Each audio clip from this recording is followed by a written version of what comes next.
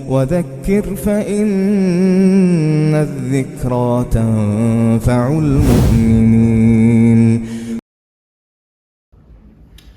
بسم الله الرحمن الرحيم. الحمد لله رب العالمين، والصلاة والسلام على نبينا محمد وعلى آله وصحبه أجمعين. ما بعد. Jazakumullah khair for everyone attending, inshallah ta'ala. We ask Allah subhanahu wa ta'ala to put barakah in this. So this is the first kind of talk I've ever given on this kind of topic. This is not generally speaking the things that I generally speak about, but I think that mashallah there's always different areas you can speak about and different areas you can kind of benefit, and hopefully I can receive benefit as much as I try to give some. When it comes to rizq, we know that our rizq is written with Allah subhanahu wa ta'ala. And we know that the Prophet sallallahu alaihi wasallam said that when a person is born, the angel comes to that person after 120 days. And when the soul is breathed into that young fetus, one of the things that's written down is the rizq. Bikatbi rizqihi, as Prophet sallallahu alaihi wasallam said, that the rizq of that person will be written down. So your rizq is from Allah subhanahu wa ta'ala, but just because your rizq has been is what you call it, is maktoob, is written, that doesn't mean that you don't go out and get it, right? You have to seek your rizq, your provision. And Allah subhanahu wa ta'ala at the end of Surah Al-Jumu'ah, or towards the end of Surah Al-Jumu'ah, He says, فَإِذَا قُضِيَتِ الصَّلَاةُ فَانْتَشِرُوا فِي الْأَرْضِ وَابْتَغُوا مِنْ فَضْلِ اللَّهِ. He said that once the Jumu'ah prayer has been established, and you're now leaving the prayer, then traverse the earth seeking your provision. Now, one of the main features with Islamic history, if you look at Islam as a religion, and whenever you look at how Muslims are portrayed, either in prehistory or not prehistory, medieval history and going a bit back, you find Muslims always being deemed as like merchants, with like bags of gold and silver and sandals and turbans and things like that, right? Merchants, selling here, selling there, selling exotic items and so on and so forth, right? So why has that come about? Why is that people have that association with Muslims? That's because historically many Muslims were merchants once upon a time, right? This is before the kind of age of large corporations and companies that kind of employ 40,000 people, and everyone's kind of in their box writing things around. People at one point used to had a strong merchant class, and that's why whenever you go to many Muslim areas of London and even just different parts of the Western Hemisphere, you find kebab shops, you find chip shops, you find jewelry, you find restaurants. There's that little kind of merchant class that still exists with the Muslim with the Muslim community, especially amongst the first generation migrants. The children a lot of the time go off into the workplace, but the people who initially come to the country, try to build their own kind of thing, right? So that's what kind of Muslims historically, to a certain extent, have always been associated with, spices and perfumes and selling things and things like that. Then you have obviously the modern time. You have this modern time that we live in right now. This capitalist kind of system that we live in now, right? Where it's large corporations employing people, large corporations, okay? So, in the mid, 20th century was IBM kind of thing, bringing in people, and then after you had Microsoft, and then you had this, and then you had that. And there was a time in the West where, after World War II, in the time of like the nuclear family, one man had a job, he took care of his wife, he lived, he had a driveway, he could kind of, he had the job at the insurance company for 35 years, and then when he left, he had a huge pension, and mashallah, it was absolutely excellent, right? Then the 70s come, that's the 50s and the 60s, and you could say maybe the end of the 40s, and then you get the 70s.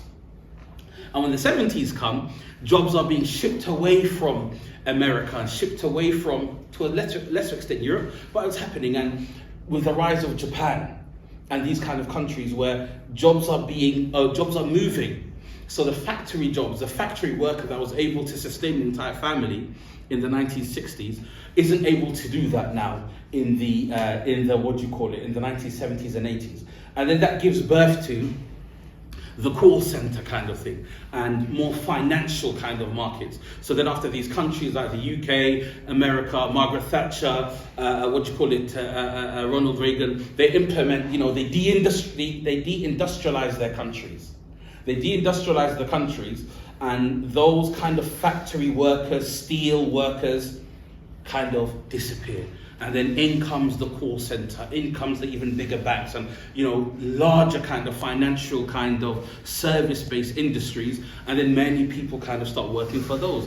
And then what happens in 2007? It kind of bubbles to a boiling point, and then you have the 2007 financial crisis. And I remember that vividly because I was in year 10, and I remember Northern Rock broke down, and I remember that year was so vivid for me, because before that you could walk into any train station, not tube station, train station in London, and you get to a train without a pass. I was below 18, so I was just a child, quote unquote, so inshallah ta'ala I didn't do anything illegal, so I'm just saying this now.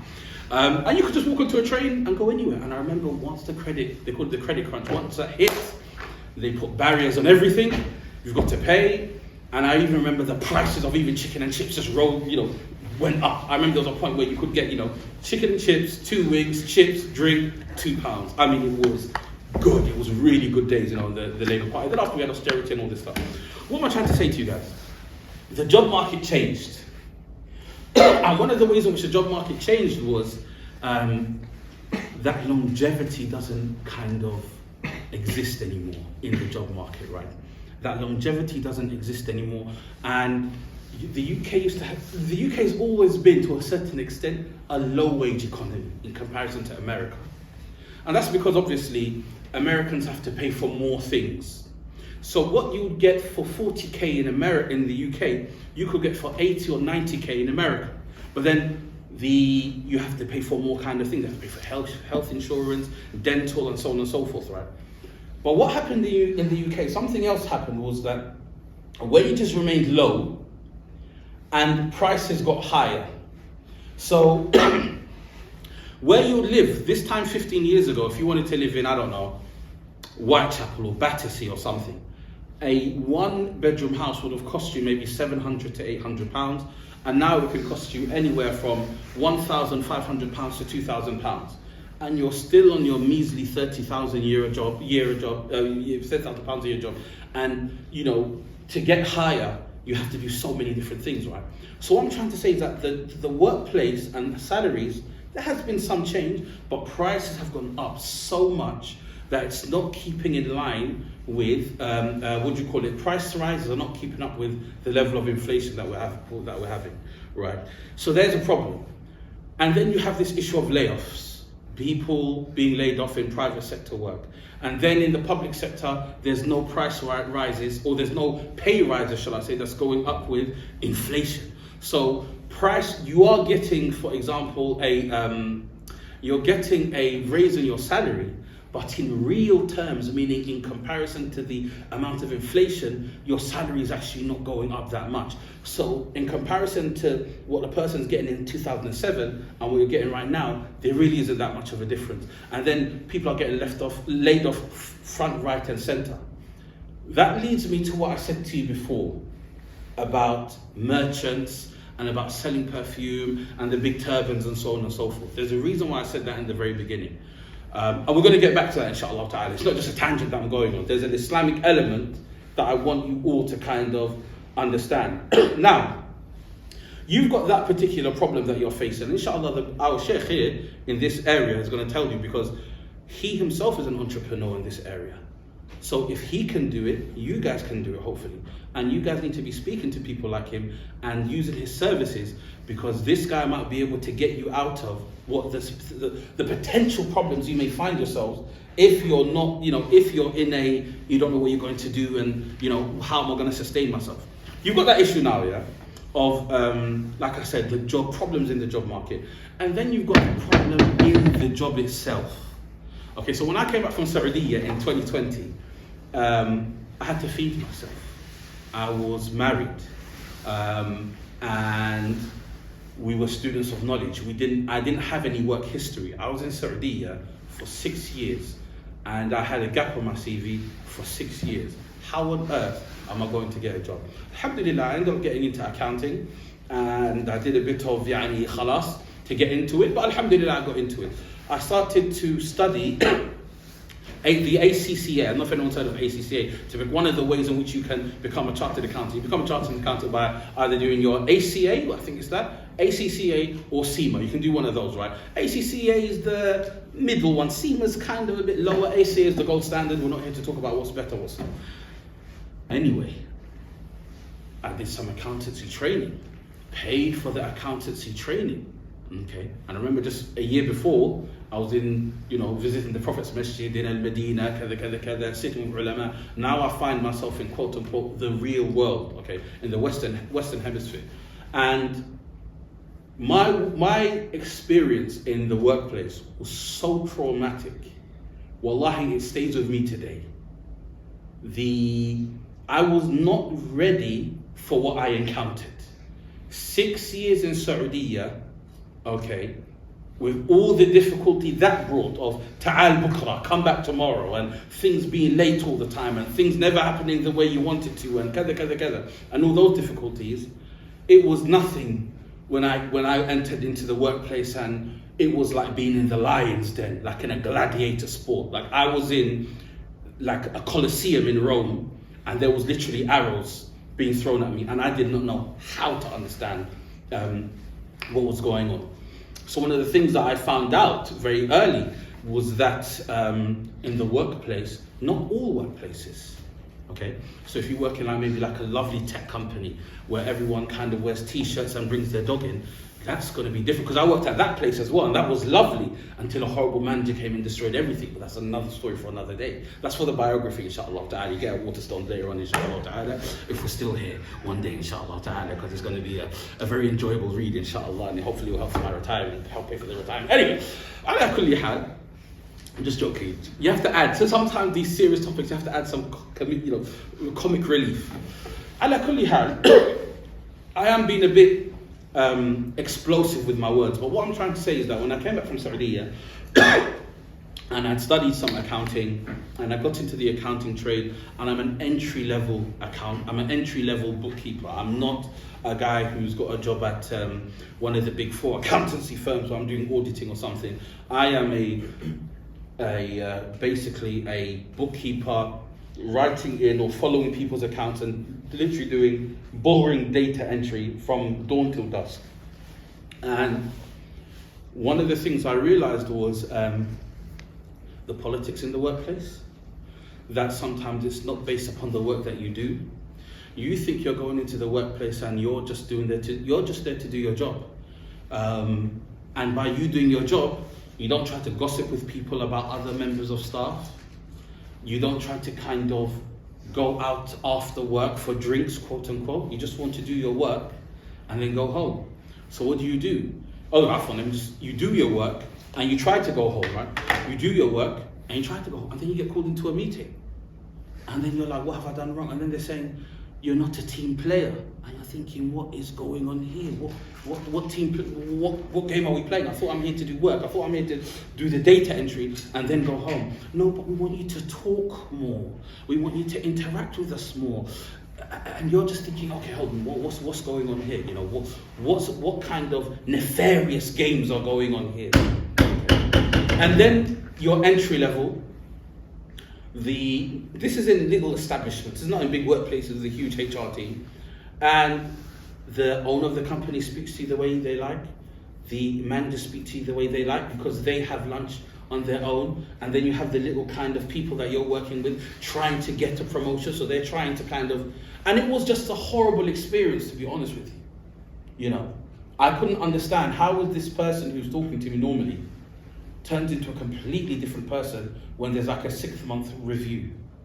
It was for me, I couldn't deal with the personality change, because I studied Islamic studies, and as a Muslim, the Prophet ﷺ said that the worst kind of person with Allah subhanahu wa ta'ala, or the worst kind of person, is dhul wajhain. The person has two faces. The one goes to one group of people and shows one face, and then he goes to another person and shows another face. So how you see Khalid is what you see is what you get. I couldn't do the whole two-faced thing. I'm going to stab him in his back when he goes downstairs to get a coffee. I'm going to talk behind. I couldn't do that. So I couldn't believe the kind of people I was meeting. And then after add to that, I was in the Muslim community all my life growing up because I started to practice at a young age. So I had never encountered these people before. So I remember one time I think to myself, I was in the Prophet's Masjid a year ago, and now I'm here. What is going on here? You know, and it was very traumatic for me personally. I ended up doing accounting for about 2 years. It was going well until I got another bad manager. And what I found, and Allah knows best, you know, some people can qualify what I'm saying because at the end of the day, it's anecdotal. It's not fact. I can't give you raw numbers. But what I found is when you are in the workplace, and I'm not here to play no racial cards. We're not here to do that. But when you're an ethnic minority in the workplace, I sometimes do feel like if you kind of fall out of line, they're more quicker to get at you because you're probably not drinking after work with everyone. I'm not saying that people are drinking after work all the time because there's many places where they don't have that culture of drinking after work. Okay, so let's just get that, you know, especially with your generation, Generation Z, people are not drinking at all. So I'm not here to say that you're doing that. But what I'm just trying to say is that I did find a difference personally in the way in which I was spoken to with other counterparts personally. And I'm talking about the dominant society in this country. I feel like they were treated somewhat different than other kind of ethnic minorities, and Allah knows best. I've had friends in law who have said the same thing. I've had people in other professions who have said the same thing. That doesn't mean that you're not going to get to the top. You can all get to the top of your profession. Don't ever think I'm telling you guys, don't get to the top of your profession. And we're going to get back to the merchants and things like that. I'm just taking you around on a little journey as to how I got to where I got to. So then I thought to myself, you know what, maybe accountancy is not for me. I'm not generally speaking a mathematical person. I don't really like mathematics too well. Let me go and do like a master's in law or something. So I did the master's, I'm still doing the master's in law, nearly finished. I wanted to get into law. I thought that getting into law would be as easy as getting into accountancy. Getting into law is much more competitive. Much more competitive. Another story for another day. I said to myself, look, Khalid, what am I going to do? What kind of skills do you have? You don't enjoy the workplace, personally. You don't enjoy the workplace. You don't enjoy the politics. I don't feel like, I can't do that second personality thing. Like sometimes when you go to an interview, because I've been to so many interviews. When I was looking for jobs, when I came back from Saudi, I applied for like 2,000 jobs. 2,000 jobs on LinkedIn and, and Indeed. I was a master of LinkedIn. MashaAllah, yani. No, wallahi al-azim, like, I got jobs that I didn't deserve because I realized even how to use the algorithm. And you know, that's another issue. Because, you know, I was having like 5 interviews a day at LinkedIn because of how many jobs I was able to get, to the point where I was getting companies mixed up. You know, there was a previous company I was speaking to, and after I had so many interviews, okay? That was post-COVID, so there was a lot of recruitment. I wasn't some whiz, I'm not trying to play that game with you. But I didn't enjoy the workplace personally. And I remember sometimes when you go to have these kind of, I'll give you a quick anecdote. Before I got my final job, you know, because I kind of take pride now, I don't have a CV, but that's a whole other issue. But before I got my final job, which is a tech company, amazing, there was another job I was offered. And it was Power League. They do football, 5-a-side football, Power League, if you heard of it. And they're one of their offices in Euston or Tottenham Court Road or something like that. So I kind of went to the interview. It was a lovely day, you know, it was a lovely March. I remember it was March, and I took the train, and alhamdulillah, you know, I felt really good, you know, because I'd done these interviews so much. So I kind of knew I was going to get this accountancy job, I'll be honest with you, because once you have experience, you can kind of walk into certain jobs. But anyway, I walk into there, and like the person that I saw the office, and I said, okay, no, this office, they're going to turn on me. Because when I saw the kind of people working there, and it's football, you can kind of get them, and you know what I'm saying? I said, oh, no, these guys they're gonna back, so they're gonna get me out of here. I can just tell. This one is the angry one, this one is that. And then someone kind of came to me, you know, walking into the left. I was like, hello there, I was taken aback. Oh, okay, just calm down. It's just a job. Like, he's saying this isn't your Your employee here, why are you going to interfere? You own the whole place. Calm down, man. It's not that serious. Okay, come to me. Honey, I can't take that level of intensity. It's just work.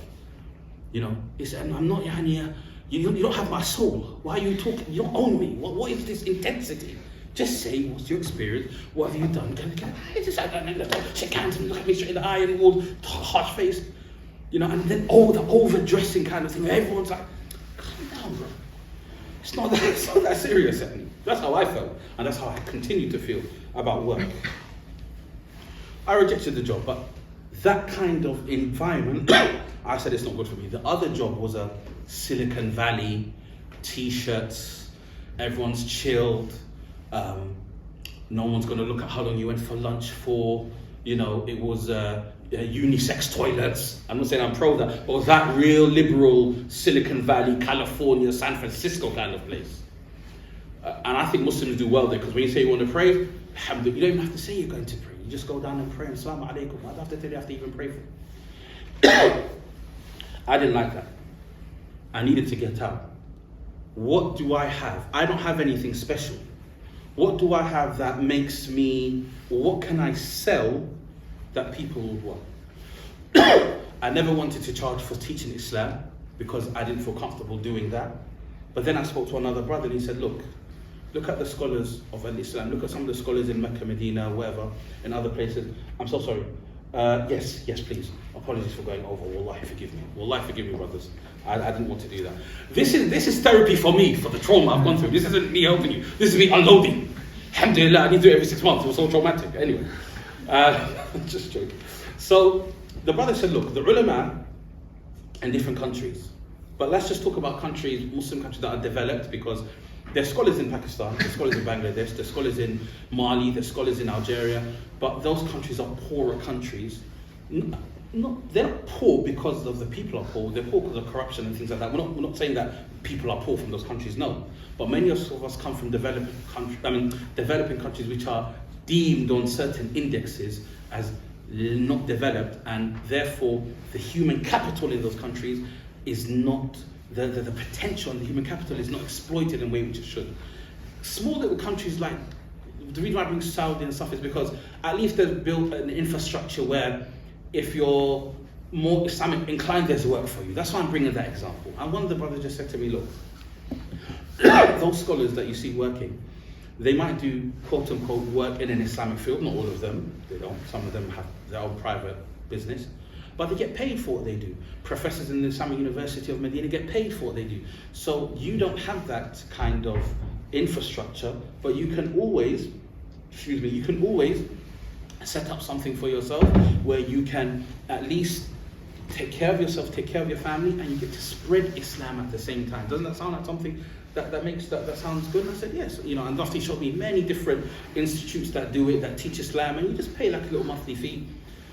So anyway, I did that, right? I set up a little institution where I teach, and alhamdulillah, you know, I'm free from an angry manager, meetings, you know, why weren't you on Zoom? You know, the Zoom call, why are you coming at, you know, 1 minute past 9, you're supposed to be here 9 o'clock on the dot. Because that's how some jobs are. Can you imagine?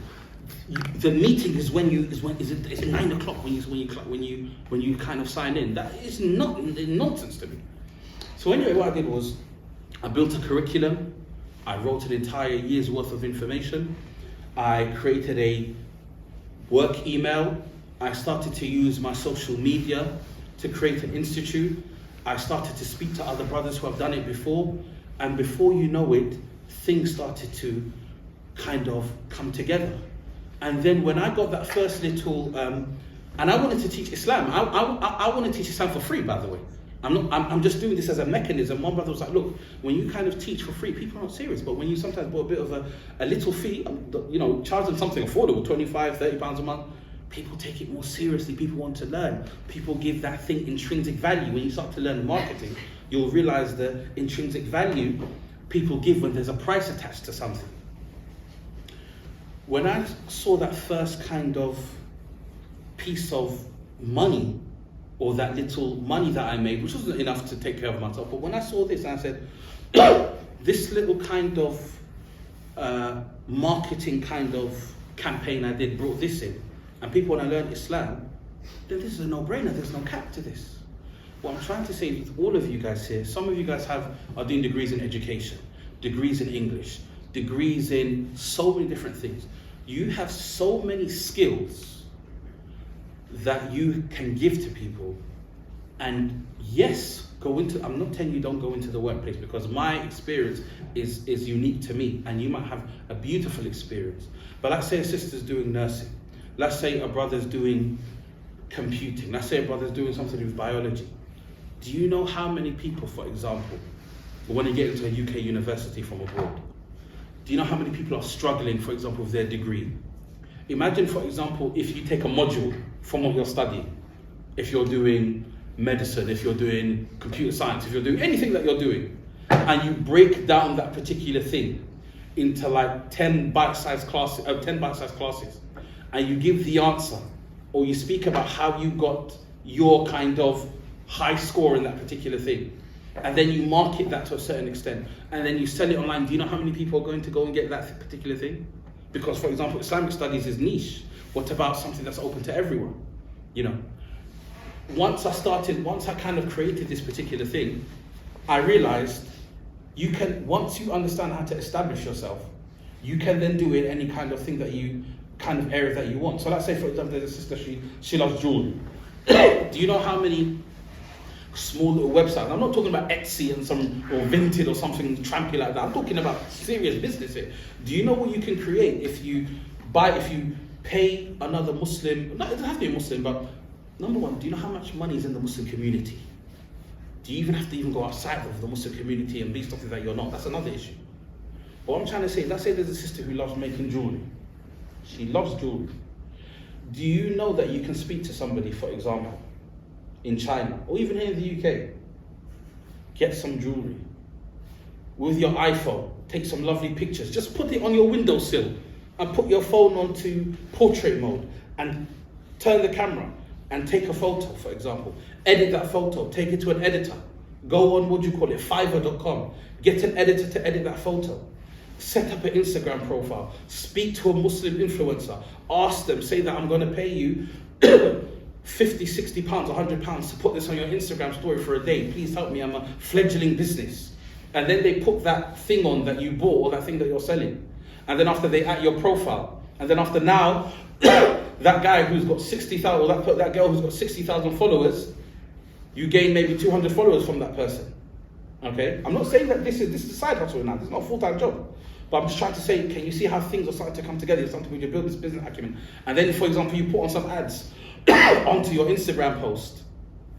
And then now, because Instagram now sells the algorithm, before it used to be for free, now it sells the algorithm, you pay that little £10, £5 onto your post, and it reaches 2,000 people.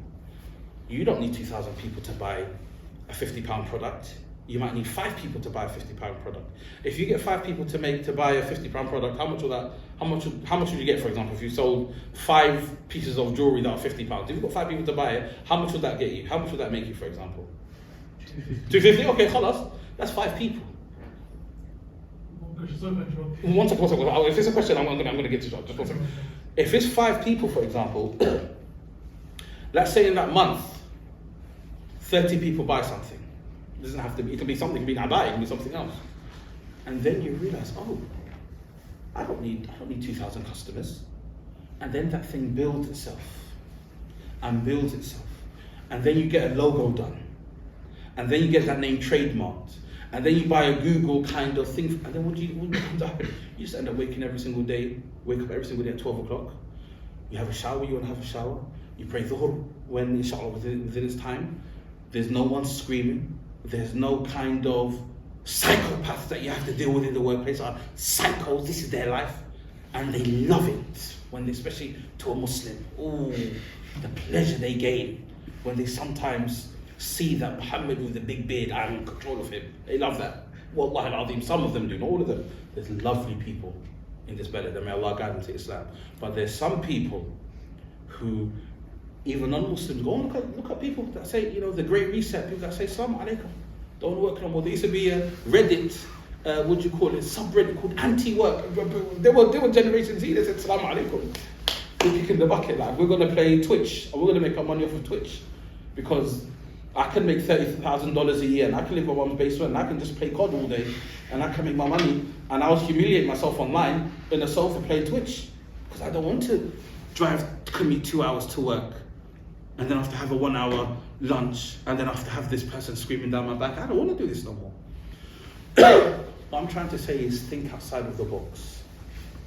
Let's say there's this person here, and this is the last one, we'll end on this.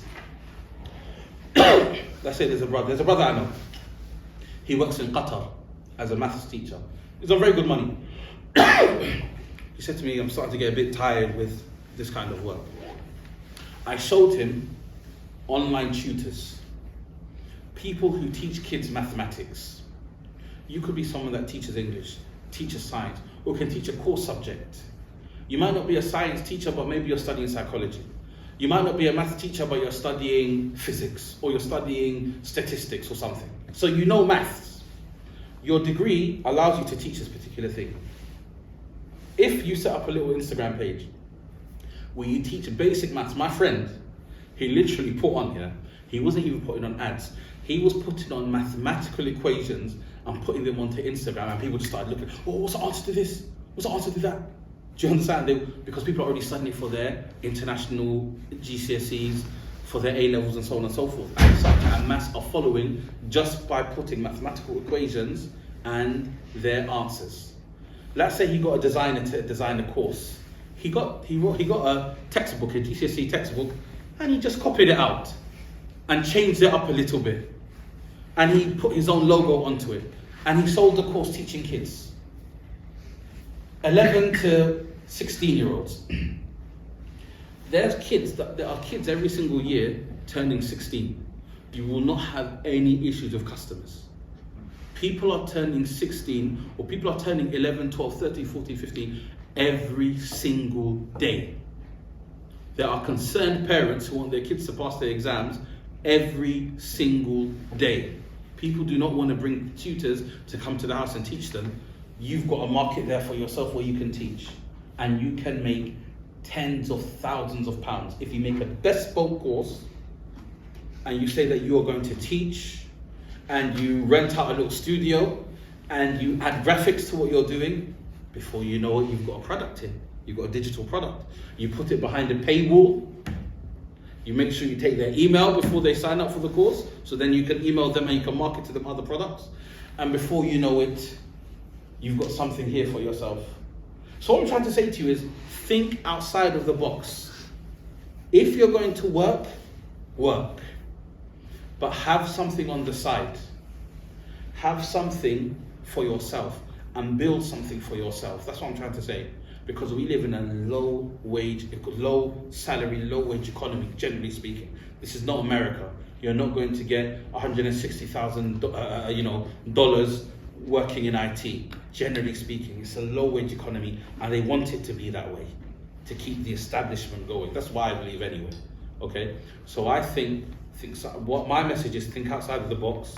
Okay. If you find that going into the workplace, you are not used to it, it's very difficult for you, people are rude, people are two-faced, and you don't like it, that sometimes doesn't. That's not. I can't hold down the job. That could be. That's not a you problem. That could be a them problem. Maybe they're the problem, because this is not a place where I just go, do my work and leave. This is a place that wants me to go to the Christmas party. Every year that I'm Muslim, why didn't you come to the Christmas party? You know why I didn't come to the Christmas party? You know why I didn't come to the Christmas party? You know exactly why I didn't come to it. Why this pretending thing with me? Okay? So on and so forth. So I would say that it's an ample time in university and in other places to start this particular thing. You don't have to follow my advice. It's simply my kind of thing. I'm going to end it here, inshallah ta'ala. If anyone has any questions, we'll keep it brief, because our brother here also needs to talk, and hopefully I haven't encroached on his time. But yeah, definitely be career-minded, but if you're someone like me that doesn't really, you can make money and not be career-minded. So that's my kind of thing. Keep the dunya in your hand, not in your heart. And Allah subhanahu wa ta'ala knows best. Yes, Akhi, what was your question? My question from before was what sort of external incomes are halal because of job shifting and So in terms of Islamic law, all things are halal until proven otherwise. So all things are halal until there is something which is spoken about or is explicitly haram. Because Allah said in the Quran, وَحَلَّ اللَّهُ الْبَيْعُ وَحَرَّمَ الرِّبَى. Allah has made trade halal and riba haram. So long as what you're doing, if what you're doing does not contain within it riba, interest or usury, doesn't contain ghish, doesn't contain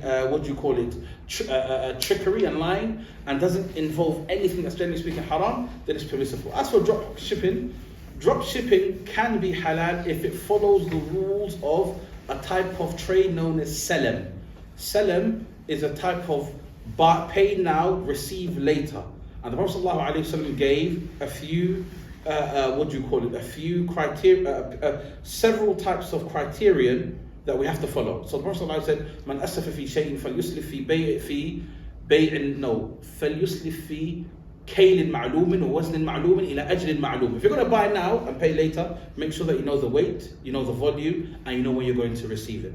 So obviously, you're not going to probably buy something that's weighed in volume or weighed in weight, because obviously that was the prophetic time of buying things in, you're buying seeds or whatever. So long as you know that the day you're going to receive it and you're able to bring in that particular time, then something like that is halal. Na'am, do you have anything else? If we have more questions, it's fine, inshallah. Our Sheikh can start the talk and that's it, inshallah. Well, a couple of questions.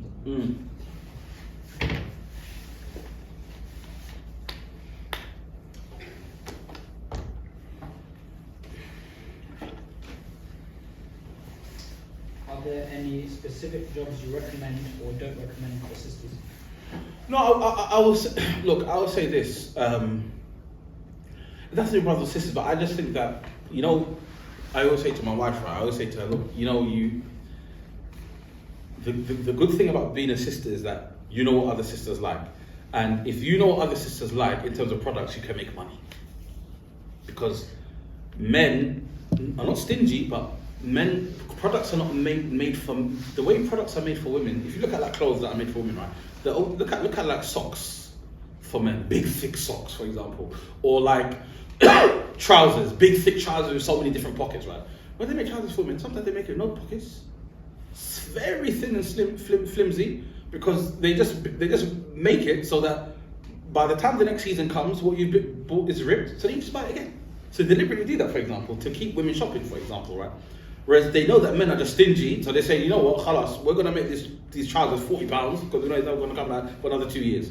So what I'm trying to say is that if you're a sister, you have I personally think that you have a golden opportunity, because there's so many things you can sell. Let's say, for example, one brother here asked me earlier, or I was speaking to a brother earlier about psychology. Let's say, for example, there's a sister studying psychology. Let's say you wrote a little online ebook about the psychology or what to expect as a pregnant woman. You don't have to go for pregnancy, but let's say you speak about that. A Muslim woman's guide to pregnancy, a book, a £5 ebook. How many pregnant women are there that are Muslim? Millions. How many have got £5? Millions. How do you market it? Put it on, for example, like I said, sell it on Instagram, put some ads on, and you use your qualifications that you have in what you're studying, because mashallah, you guys are all in university, and you add a bit of scientific knowledge, a few hadith of the Prophet ﷺ, statements of scholars, and you give advice. Women are going to want that, because women are going to want to know. Maybe she comes from a background where maybe her mum doesn't speak too much English, or maybe her mum's from a different background where she can't give her advice on pregnancy, or things were done in a different way. So there's so many women who need that advice. That's one thing. You've got clothing, you've got jewelry, you've got so many different things, mashallah. You've got expertise. So I would say, in terms of jobs, I would say just do something that you're comfortable with. But I think that's a good question for our brother who deals with these things, mashallah. But I'm not here to tell someone this job is good, this job is bad. I'm not here to tell you. The only thing I can say is this line of work is haram because it contains gambling or something like that. But I can't say to you, I had a bad experience in accounting, you go and leave accounting there. You might be a math whiz and you know how to do VLOOKUPs, you know how to do pivot tables, you know how to use Excel without even touching the keyboard, mashallah. You know, you become a CFO in, I don't know, 3 months, mashallah, while Khalid is still, mashallah, writing invoices on paperwork. So alhamdulillah, tfaddal. Would you say Muslims should integrate Islam into their jobs, as in with Muslim companies, etc.? What's the question again, sir? Would you say Muslims should integrate Islam into their jobs? Not necessarily, you don't have to, that's what I'm trying to say. Everyone's religiosity is different. You don't have to go, I'm a Muslim, no, you don't have to do that. You just do your job. And the majority of employers have no issue with your religion. Let me just be honest with you. You're not going to find an issue. I just found it, me coming from Saudi Arabia, where it was very religious, coming to a place I found to be foreign to me was difficult. But I would say that I don't think the Prophet ﷺ, Allah in the Quran, وَلَا تُعْطُوا السُّفَهَاءَ أَمْوَالَكُمْ. Don't give foolish people your money. Don't have a foolish friend and say, let's go and start a company, or actually let's go and start something. That's foolish. A business partner might not be your friend. Your friend might not be your business partner. But what I'll say is, as Muslims, I do think that as a Muslim community, we have enough resources for us to create a mini economy that is self-sufficient. I do believe that. That doesn't mean that that's gonna, that just having the resources doesn't mean that it's there. Having the resources doesn't mean that it's going to happen. But I do think that there are so many things you can do. And you have such a powerful resource in YouTube, in what you call it, Instagram, in TikTok. If you use it the right way, in the Islamic way, you have got an entire market out there that you can use. So that's what I would say. Now, is working as a security in a sporting environment where drinking culture is prevalent Muslim? I wouldn't say that it's haram. Working as a security guard is something else. Them drinking is something completely different. What they do in the premises is kind of different to you're working in a sports premises. You're not a security guard for a club or a pub. So what they do inside, Allahu A'lam. But you're just there for sporting premises. Your job is halal. Which jobs within the business industry comply to Sharee'ah law, etc.? All things are compliant until proven otherwise.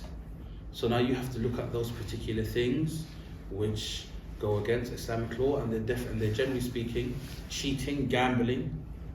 So you're talking about gambling, so on and so forth. Riba, things that are being sold on interest and anything related to that. Taking people's wealth in batil. يا أيها الذين آمنوا لا تأكلوا أموالكم بينكم بالباطل إلا أن تكون تجارة عن تراض منكم. Allah said, don't consume each other's wealth in falsehood, except for business done in mutual agreement. So long as you're not stealing, usurping wealth, using riba, gambling, okay, promoting vice like alcohol, pornography or anything like that, and obviously nobody here is doing that. Let's call a spade a spade. 95% of the population don't do that in terms of these vices. So inshallah ta'ala, most businesses are halal. And inshallah ta'ala, seek advice from a specialist when you want to embark on doing something like that. We'll do 2 more questions. 2 more questions, we'll keep it there inshallah. How can I balance my career ambitions with my faith as a Muslim, especially in industries that may have challenges related to prayer or... No idea. That one, I think the brother's going to answer that one. I'm not a career person. I sit down and read books of fiqh all day. I really don't have, so I couldn't tell you that. I'm football. Working inside the UK or moving out the UK to work? Do whatever floats your boat. I'm going to tell you now, after living in Saudi for 6 years, I can't stand UK winters anymore. And it only hit me about 2 or 3 years ago. So when I grew up here in the UK, obviously I was born here, winter was normal, I didn't know anything else. Then I went to Saudi and experienced Saudi winter. And after I came back to the UK, and when it was like November, December, I said, oh, this is horrible. Like, and I just remember one time in Saudi, the first time, this is the last question, alhamdulillah, don't worry. Sheikh, inshallah, you can, mashallah, don't worry, hope I'm not eating into your time. But this is just one thing. I remember I came back from Saudi 2019. January 2019, I hadn't experienced a winter since 2013. And every time I came back to the UK, it was summer. So I remember being shocked that there was no leaves on the tree. I'd forgotten that even happens. So the trees just had no leaves on them, and everything was great. And I was like, wow, what's going on here? 3 weeks ago, I was in Jeddah, okay, because I don't have to seek leave from any boss. So I was in Jeddah, okay, 3 weeks ago, and I got a terrible cold because whenever you go to Umrah, yani Allahu musta'an. Anyway, I was in Jeddah, and I'd only learned this word recently. I saw all these warm colours in the sky, and it was my last night in Saudi, and I saw these warm colours, and I thought to myself, I would love my daughter to see this place. I would love my wife to see this place. I would just love to just be here with my family, and just not to live here, but just to look at this beautiful sunset, look at this beautiful evening. And it was so beautiful, and it was Jeddah, and I had the hunger station app, like a kind of Uber Eats, and there was like 500 restaurants. I didn't even go 500, don't worry, inshallah ta'ala. But there was all these restaurants. I thought to myself, this is just beautiful. Like, wallahi al-azim, I took the plane the next day to the UK because I had a cold. I was choking at the airport, because of how, my chest. The driver didn't even put the bag into the car. Subhanallah, he's getting all this money to be taken from me for here. Do they even want to put the bag inside the car? It was freezing.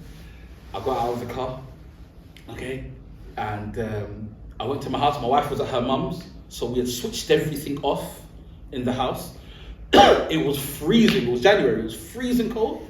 I get into the house is colder than outside. I said, no, this is just, I wish I could go back to Jeddah. I went out to Jeddah. I wanted to go back to the UK. So nowhere in the dunya is perfect. But if you open up options and work abroad, you never know. Maybe Allah subhanahu wa ta'ala put khayr there, but you never know, inshallah ta'ala. What I'm trying to tell you guys is, don't look at the dunya from the viewpoint of binary options. Yes or no. Do what's good for you, inshallah ta'ala. We'll leave it there, inshallah. Apologies, Akhi al-Kareem, for taking your time. I have to leave, inshallah ta'ala. You guys have been great. I hope I haven't offended anyone. Any good, inshallah ta'ala, from Allah subhanahu wa ta'ala. Any bad is from myself and from the shaitan. Subhanaka Allahumma bihamdika ashhadu an la ilaha illa anta astaghfiruka wa atubu ilayk. Inshallah. I have no idea how I'm going to follow up, because I don't know about you, but if the Ustadh ever does write a book, a biography, I'll probably be there to pre-order it. It's quite a dynamic experience he's had. And I won't spend too much time talking about myself, because to be fair, I don't really think I'm that interesting. But one thing I do want to share is that I was once a student here, and it feels very surreal to be on this side of the lecture theatre, because I was a psychology student over here, so this lecture theatre is basically home turf. And I sit right at the back over there, so I can make a very quick exit, maybe partway through the lecture. I'm not encouraging you guys to do that, so make sure you attend, right? Now, a little bit more about me is I graduated back in 2020, right? So this was peak COVID time. So probably the worst time to graduate. And I remember being in the library just across in Cavendish. And at the time I was with some friends, and we were all working on our dissertation, and the security guard comes in, tells us that we have to go home because the country was going into lockdown. And at that point, that was like the last time that I saw a few people, because we didn't know when we were going to come back. We didn't have a graduation ceremony until 2 years later. And it's really interesting because as the Ustadh was talking about, the job market, there's different periods in history when there's been so much turmoil, the recession, then we had COVID, and then now we've got AI, on the horizon as well, that's really affecting things. And it's really interesting, like every generation has its thing that just causes a lot of uncertainty in the job market. And now what I do now, currently, is I work at Queen Mary University, and I work as a careers consultant over there. So what I'm doing now is basically what I do in my day job. I talk a lot about careers, I do one-to-one appointments with students, workshops and lectures like this. In fact, I had one earlier today talking about CVs and cover letters. And funnily enough, I had an appointment with a student who, and it's quite related to what the Ustadh was talking about, the kind of uncertainty of the job market. He has an appointment with me, and then this is the first time I've seen the student, and he was a computer science student, and he was telling me, listen, just be honest, am I cooked? I was like, what do you mean? And he goes, look, I've been seeing a lot of stuff online, you know, like layoffs in tech, you know, the job market's crashing, AI's taking all the jobs, you know, all these things going wrong. Like, just be real with me, am I cooked? And bear in mind, this is a first year student, right, who's 18, 19, already thinking that they've failed before they've even begun, right? Now, before I continue, actually, I'd just like to get a bit of a feel for the room, just to kind of get an idea of what year group I'm speaking to. Don't worry, I'm not going to ask you to stand up and introduce yourselves. I know that's really awkward for everyone, but if you can, just maybe raise your hand if you're a first year student currently. Yeah, got a few. Second year? Cool, we've got more second years. What about final year or graduates? Brilliant. So we've got a mixture of year groups. And the thing is, you're all at different points in your career, right? Some of you have just started university, others are halfway through, and other people are on their way out of university, inshallah, graduating and then into the world of work. The other thing is, I imagine you're all studying very different things, right? You're probably all doing very different courses, all got very different interests as well. However, the one thing that I imagine unites all of you is that, inshallah, you want to be successful. You want to make it work. You want to try and make the right decisions, no matter what it is that you choose to do. And that's what I'd like to focus on today, inshallah, in my segment, is how can we try and, you know, take control of our careers and make sure that we approach it as best as we can to, inshallah, get the most effective results that we can. So, I was hoping that the Ustadh would be here because I wanted to thank him for sharing his experience, because hearing people's experiences, especially those who are many years ahead of you, is really important, it's really powerful. Because sometimes you can learn from what they've done, you can learn from their mistakes, but also the things that went well. And it's almost like having a bit of a shortcut in your own journey. So I encourage you to, you know, to keep doing that.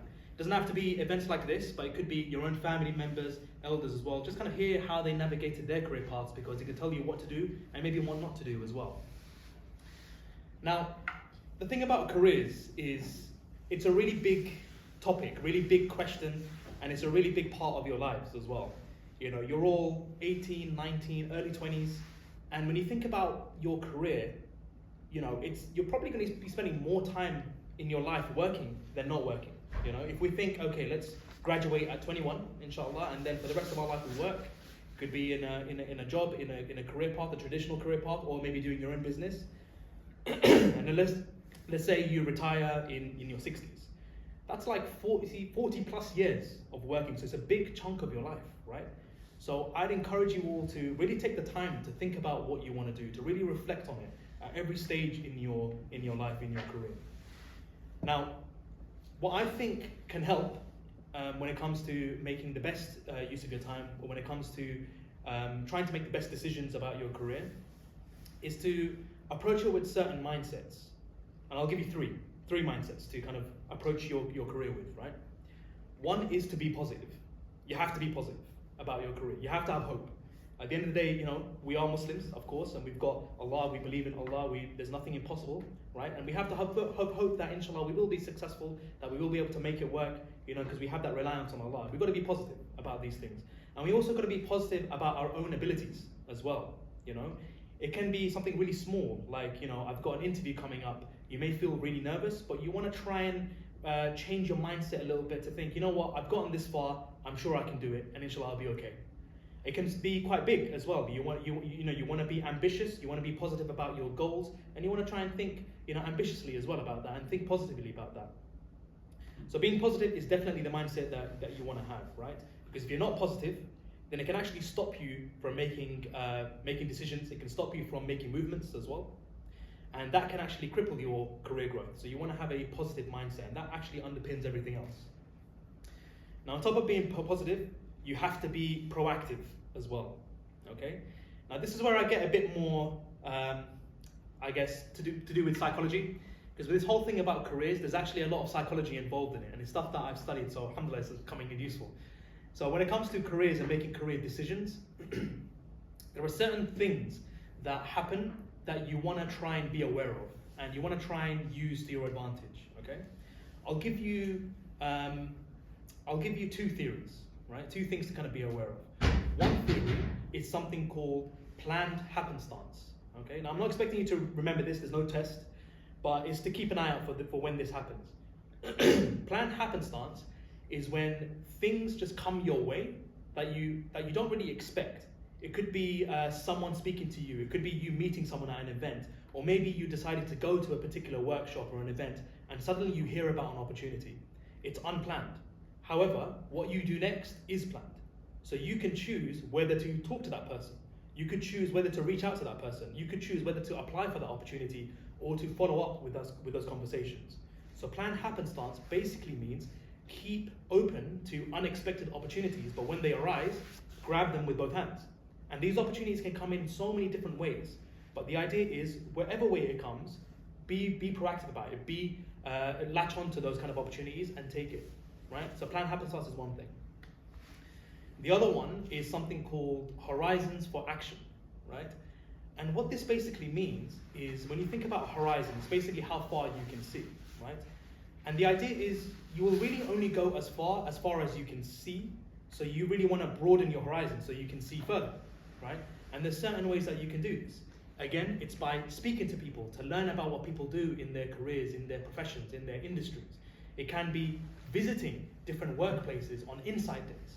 It could be by having mentors, doing internships, getting other experiences, because that gives you a bigger picture about the workplace, about what the workplace is like, about what certain careers are like, and that will give you an idea about how to navigate and where to go, right? So those two theories, I'd say try and keep in mind. And inshallah, these are things that can really help you navigate your career journey. So we go back to the mindset, being positive, being proactive, right? And this also means being proactive now at university, right? The Ustadh was talking about his experience in Saudi, post-university, in his accounting profession. But all of this starts right now. You're all first years, second years, third years. Seek out opportunities to get engaged with university. And when I say engaged, I mean literally with activities, not marriage, which is one of the things I remember actually from being a student is every ISOF talk somehow becomes about marriage. And I can't believe I've just fallen into that trap. So here's the thing, when it comes to university, seek out clubs, seek out societies, seek out extracurricular activities, because these can really enrich your university experience, but also give you things to put on your CV, can give you skills that you can take on into other roles as well. And it will just make university a lot more fun as well. And I'm telling you this from experience. Like when I was a student at Westminster, my first year, second year, I didn't really do much. I had a part-time job, but I didn't really do much in university. I just kind of came to like lectures, just chilled with my friends, kind of went out. But when I got into my final year, that's when I really engaged with what Westminster has to offer. And I remember it was one email that changed everything. Have you guys heard of the Westminster Working Cultures program, right? So you may want to look it up because I'm telling no lie, it changed my life, right? So the Westminster Working Cultures, right, is an opportunity for Westminster students to go abroad to different cities around the world that's paid for by the university to go and meet professionals, meet alumni, and get some like career advice and network with them. And usually I would ignore these because they would be to places like in the US or like Hong Kong. I wasn't really that interested. But there was one email where it said Dubai, and I was like, okay, I'm in. So I saw that email, read through it, and I was like, wow, this is pretty amazing. How I never read my emails, and I felt kind of stupid for not reading my emails until then. If that's you now, I'm telling you, read your emails because there's plenty of opportunities that come your way. So I remember applying for that opportunity, right? And alhamdulillah, I managed to get it. It was a very competitive opportunity because it was the first trip to go to Dubai. And I was one of like 15 or 16 students to go. But the tricky thing is, I didn't know anyone who was going to go. And that is another thing that stops many people, is it's a bit scary to kind of do things on your own. Like if you don't know anyone who's going to do certain things, you feel a bit uneasy. Now I didn't know anyone that was going to go on this trip. I didn't know anyone who applied, but I thought, hey, it's Dubai. Like, I'm not really going to get another chance to do this. So I applied, alhamdulillah, I managed to get it. And then I went, and it was an incredible experience. I got to meet students from across the universities in different campuses, different courses that I wouldn't have otherwise. And it was great to be able to meet professionals and see people who are in industries that I've never heard of, and also get an understanding of what it's like to work and live in Dubai. And this links to that one theory that I was talking about, that horizons for action. Suddenly, my horizons were much bigger, much broader, and it's because of that opportunity. And remember, that opportunity was planned happenstance. It just happened to come into my inbox, but it was up to me to apply for it. So do you see, that in itself already changed a lot for me. And from that opportunity, I decided to get a lot more involved in what Westminster has to offer. So I did the career mentoring, I went to a lot of career events, had career appointments as well, and it really made me feel a lot more confident in my career decisions in my future. And then of course COVID came and ruined everything, right? But what I'm trying to tell you guys is, use your university, use the opportunities that are present here, right now, at Westminster. Because not going to be here forever, so you really want to take advantage of those things, right? So, being positive, being proactive, right? Because nothing's just going to fall into your lap, right? You want to try and go and seek it. In fact, again, I wish the Ustadh was here, but if any of you do know this, do correct me. The thing about risk is, it's written for you.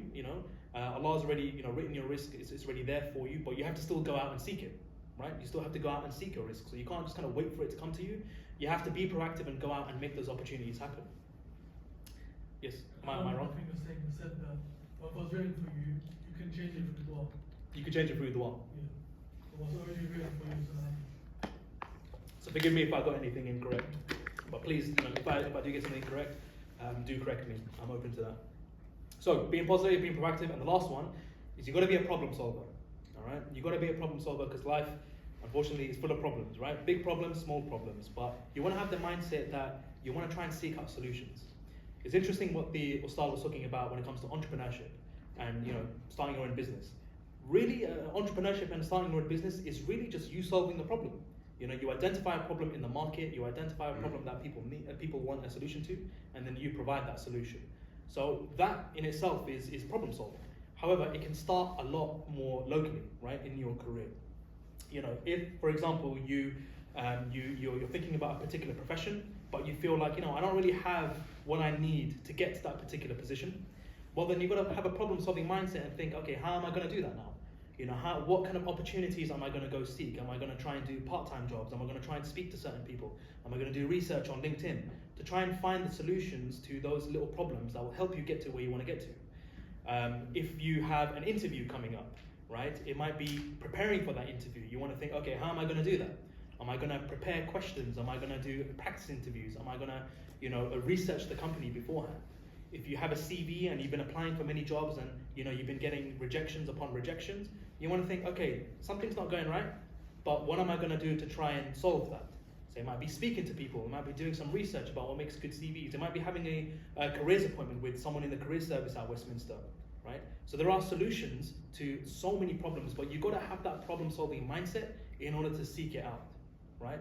And you've got to be proactive to seek out constant opportunities, and you've got to be positive so that you're even bothered to do that in the first place. Okay? Now here's the thing, everyone's got different journeys, everyone's got different interests, so the advice I've given is quite general on purpose because something I might say won't apply to someone else. And the thing is, as a career consultant, my job isn't to prescribe you guys careers and tell you what to do. It's to hopefully, inshallah, get you guys to start thinking a bit more critically, thinking a bit more reflectively, and inshallah help you guys get to where you want to get to. So I think I'll probably end it there because I think I'm going to hear more from you all if you have any questions or anything that you'd like to ask. I mean, the main concept was how to stand up for employers, what jobs that you can get into which are allowed to get into and don't clash with Sharee'ah, and how do you maintain dealing with the workforce because apparently it's harder and harder to do. So all very good points. The second one, the one that what halal. I think the Ustadh kind of mentioned it. It's basically anything that is fine until it's proven otherwise. But when it comes to the first one, like how to stand out with employers. All right. So let's talk about that. So when it comes to standing out to employers, right? Ideally, the idea is you want to get into a particular job or into a particular opportunity, right? And when we think about how we get into the opportunity, it's the recruitment process. Now, the recruitment process has different stages. You might have the CV stage, the cover letter stage, the interview stage, or maybe even the assessment center stage. So the idea is you want to be informed about each of those stages so that you can, inshallah, be successful at each one. So I've got some tips for each stage and some things common obstacles and mistakes that I've seen from students from Queen Mary, but these might also be things that you've faced as well. So if we begin at the CV stage, one of the most common reasons why people get rejected at the CV stage is because their CV isn't tailored, right? Has anyone heard of? Does anyone know what I mean by tailoring? Yeah. Do you wanna tell us what you know or no? Oh, no, when you said tailor, I thought make it specific to what you're applying to. Exactly, make it specific to what you're applying to, right? Now, oftentimes, we see people who, on LinkedIn who may have applied to hundreds and hundreds and hundreds and hundreds of jobs, but then get no interviews. chances are it's because they haven't tailored their CV, right? Now here's the thing, when it comes to the CV, it's fine to have a good CV, you know, making sure you have all your different sections, having bullet points, making it concise. There's all these things that we can do, but a great CV doesn't always mean the right CV. And the way we make it a right CV is by looking at the job description. The job description, think of it like your checklist, right? And usually in job descriptions, they have a section in there where they tell you what they're actually looking for. What are the requirements, the specific requirements for this role? So your job is to make sure that those requirements are mentioned and addressed and demonstrated in your CV, okay? And it's important to be as obvious and as clear as possible. So I'll give you an example. Let's say a particular job, job A, says that they want someone who's an excellent communicator, an excellent team player, someone who's got attention to detail. You need to make sure that your CV has those key skills, word for word if possible, in your CV. That's what makes it really tailored, right? And don't think that it's enough to just use synonyms or allude to it. So if, for example, in the job description it says they want someone who's a team player and you've got the word collaborator in your CV, even though they mean the same thing, I'd still recommend change it in your CV to match the language in the job description, right? So that's when it comes to the CV. You really want to make sure that you spend the extra time looking at the requirements and making sure your CV meets those requirements. But tailoring also goes beyond that. It's also in the cover letter or the written part of the application. And this is often where people struggle quite a lot. Because the cover letter, I'll be honest, it's a bit of a weird document, right? We all kind of have an idea about what the CV is, but when it comes to the cover letter, you know, what is even the point of sending a cover letter, right? But here's how I like to think of it. The CV is a what document. So what I mean by this is employers can see what you're studying, they can see what experience you've got, they can see what skills you've got, what languages you speak, but the cover letter is a why document. So this is where they want to know, why are you interested in the job? The specific job, not a job, the specific job that you're applying for. Why are you interested in doing that particular job? What interests you about it and why? Why are you interested in working at that particular company? You know, what is it about the company that, you know, what have they achieved that has really impressed you and why? You know, what is their culture like? Have you spoken to anyone at that company? Have you seen them at an event? You want to have good, clear motivations. Why you want to join, why you want to do the role, why you want to join the company. Then you do want to talk about why you, so your experience, your education, your background, how is it relevant to the role that you're applying for, right? And depending on what you're applying for, so if you're a first year or a second year, if you're looking at internships, you might want to consider, why will this role that you're applying for help you achieve your career goals as well? That's something that they're interested in as well. So you can see tailoring is very important. And everything that I've just described, it's very difficult to make one CV and one cover letter that you can use to apply for, like, you know, multiple jobs. The idea is every single application you make, spend some time working on your application. And it is a bit long, you know, I will admit it is time consuming, but these are the things that can really make a big difference. So I highly recommend spending that extra time doing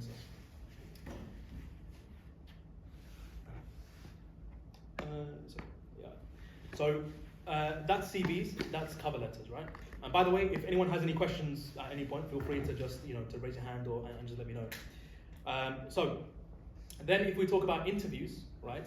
When it comes to interviews, you really want to make sure you prepare beforehand, okay? And that might seem really obvious, but how do we actually prepare? Research the company, know who it is that you're applying for, know exactly what the role is that you're applying to, and really reflect back on your experiences and your examples, okay? Have you all heard of the STAR technique? The STAR technique, no? This is something that I highly recommend you just take some time to maybe search out, maybe following this session. But the STAR technique is a really important way for you to structure and articulate your examples in an interview.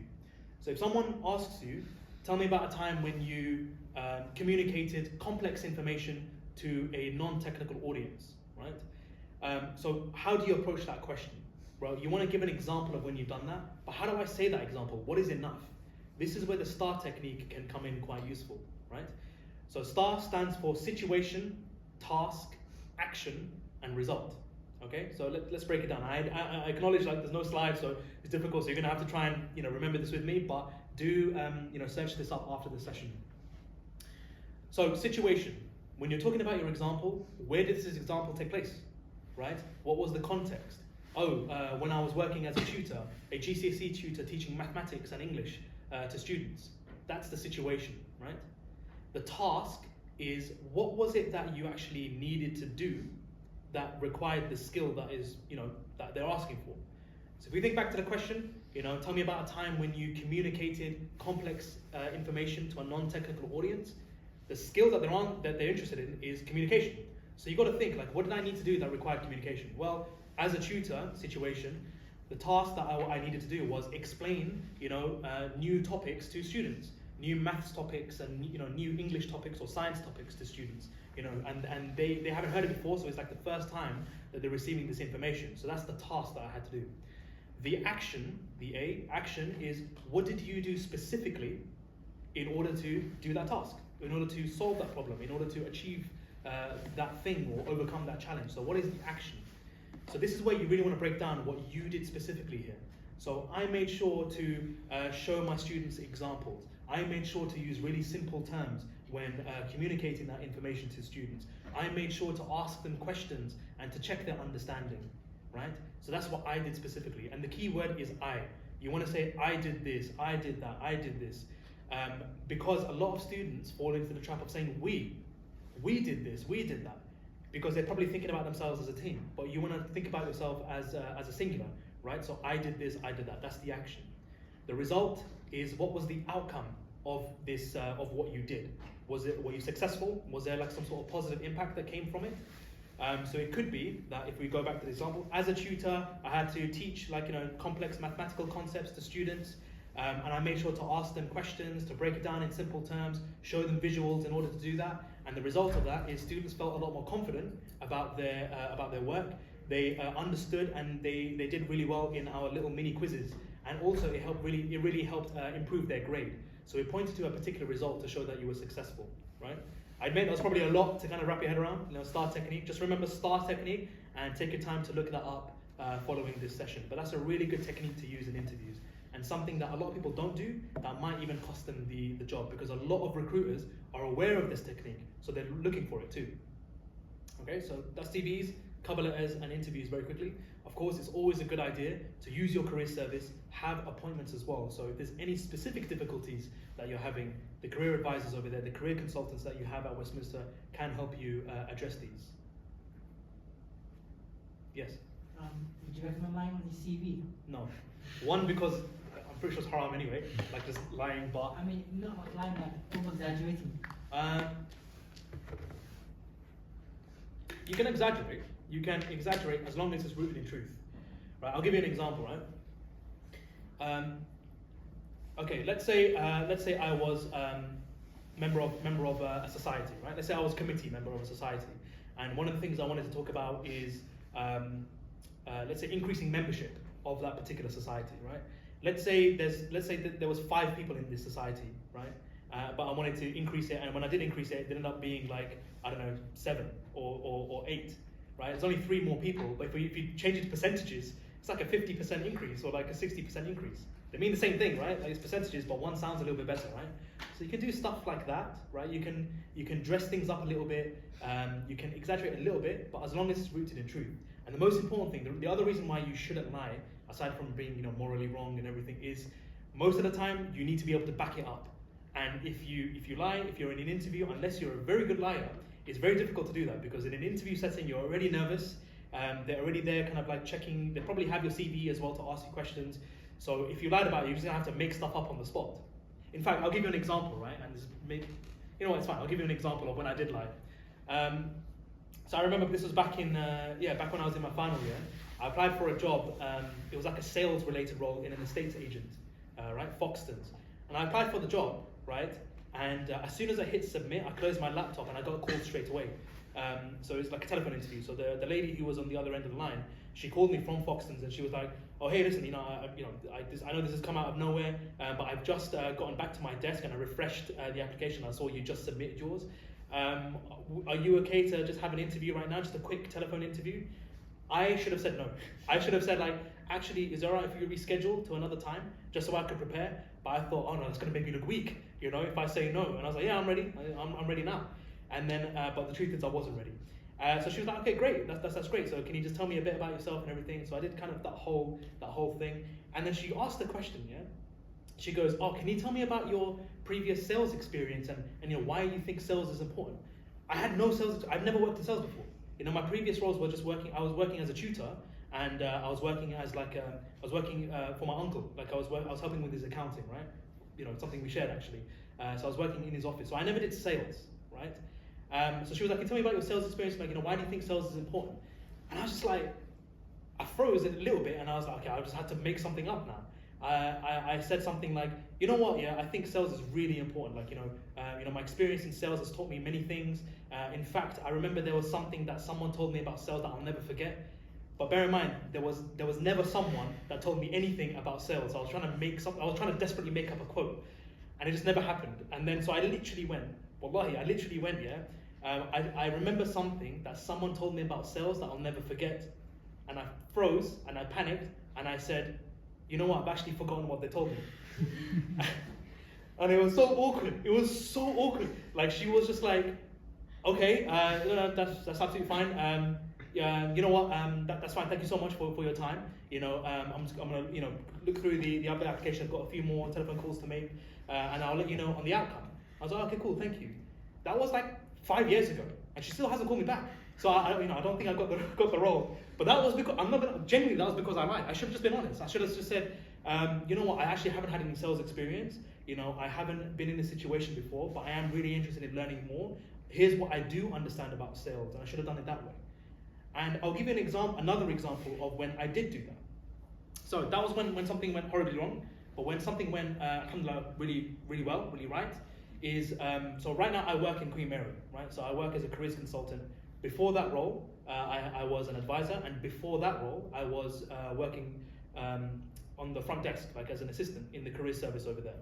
Now, it's that role that I want to just talk about very quickly. In the interview for that one, I had a question that was asking me about, tell me about a time when you know, from your professional experience, where you worked in a team, you know, where you worked in a team and how you did that. And I actually didn't really have any team working experience in a professional setting. I had it in a university setting, like projects and, you know, group projects. But bear in mind, my experience before then was just being a tutor, like on my own, right? And working with my uncle. And again, I was just me and my uncle, right? So it wasn't really in a team that I could point to. So again, I could have made something up. I could have just lied, right? But instead, I literally said to them, I was like, do you know what? I actually haven't had that specific experience, you know, working in this kind of team setting before. However, this is what I would do in the situation, and this is how I would approach it. These are the skills that I would use, and this is how I would kind of navigate that. So instead of trying to make up something I never did, I just talked about what I would do in that situation. And alhamdulillah, it was perfectly fine. It was fine. Alhamdulillah, I got the job over there, and that was absolutely fine. So basically, long story short, don't lie. Because most of the time, it doesn't work out well. It might not work out well now. It might bite you in the back later on as well. You know, have faith. You know, be honest about you know, your dealings with people, whether it's in an interview, you know, or even just throughout your career. Any other questions? Don't be shy. Like, this is anything to do with like careers, anything to do about kind of university life as well. So feel free to like ask away. Yes. What would you put on your CV if you didn't have any experience? It depends on what you mean by no experience. As in like work experience. Okay. So here's the thing. The reason I asked that, because sometimes I've had appointments with students who are like, okay, so I'm a law student. I'm really interested in going into law, but I have no experience, right? And then when I actually unpack that, what they mean by no experience is no relevant, specific experience. So if I use that example of law, they say, you know, I haven't worked in a law firm. I haven't had this like law experience. Therefore, I have no experience, right? Now, here's the thing. When you unpack that a bit more, and when I speak to them, usually they do have experience. Usually they work part-time, maybe in retail, maybe in hospitality, maybe they've done extracurricular activities. But the people tend to omit that. People tend to throw that to the side. It's not useful, not relevant, they don't care. They do care, right?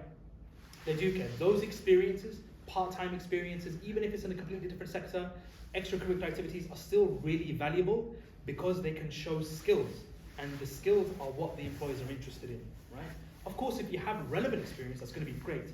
But don't just throw your other experience to the side. It is valuable as long as you think it's valuable, because you want to show off those skills. Now here's the thing, if you have like zero experience, then you want to try and seek out experiences, right? That means, again, clubs, societies, extracurricular activities at universities. Try and see if you can get a part-time job, right? Try and build up those experiences to kind of get you started, right? Another tip actually, another thing that you guys can take a look at. There's a website called Forage. I don't know if you've heard of it before, right? But Forage is a website that has a collection of online job simulations. So a lot of big companies, think Big Four or any other company, they have like a sort of like a mini module, I guess, on Forage, where they talk you through what it's like to be a consultant or what it's like to be an engineer. And you can just do those in your own time, right? It's only a couple hours long. Usually it's free. I believe you should have access to it through university. And you can just do that in your own time. And that counts as experience, right? Because you're learning things. And experience can be two things. Experience can be things that where you do things, right? You actually do some work and you gain some skills. Or experience can be where you learn things. So where you attend an event, you network with someone, right? You do this job simulation. You're technically not doing things, but you're learning things. And that still counts as experience. Does that answer your question? Any other questions? Don't be shy. Got some anonymous questions. I cause so much anxiety for the future post-grad. I know what I'm going to do, but everything makes me feel so anxious and gives me imposter syndrome. Can I have some advice? So this one, I guess my short answer would be, the best thing to do at this stage, if you're feeling anxious about the future, right, is to actually book a one-to-one appointment. Because that in itself, right, like there's many questions that I would have, which is, what are you studying? What are you interested in? What is it, if you could put your finger on what is it that's causing you anxiety or causing you to be uncertain, let's unpack that, right? And maybe, obviously it's anonymous, but if anyone here is also thinking those things, let's actually, unpack it, right? When we think about anxiety about the future or being anxious about the future, what does that look like? What is it actually that we're anxious about? Is it, I'm worried I'm not going to be good enough. I'm worried about making the wrong decision. I'm worried that, if I go into this career or if I do this job, I'm going to hate it. Is it that, I feel like this might not be right for me? There's a lot of like these kind of things that, they're like kind of dark clouds over our head, right? Now, there are different ways to approach it depending on what it is that is causing you anxiety. So one thing is to learn as much as you can, right? If you're uncertain about the future and you have no idea, like I have no idea what to do, I feel like I'm just gonna like mess up, a good thing is to research, is to find out as much as you can about a particular role or a particular career that you're interested in, right? Another website for you to add to your list is a website called Prospects. Prospects, Prospects. Now Prospects is a great website because it's got career advice on there.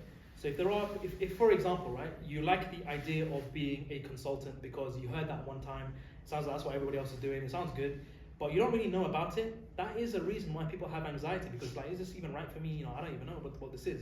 So you want to find out what it is. You want to research about these particular career paths, and Prospects has information about so many different job profiles, so it's a great way to learn. When you're informed, then you can make informed decisions. When you make informed decisions, that is something that kind of makes things a little bit less foggy, right? So that's one thing. Now, if you're feeling anxious about the workplace, like what is it going to be like? What if I don't fit in?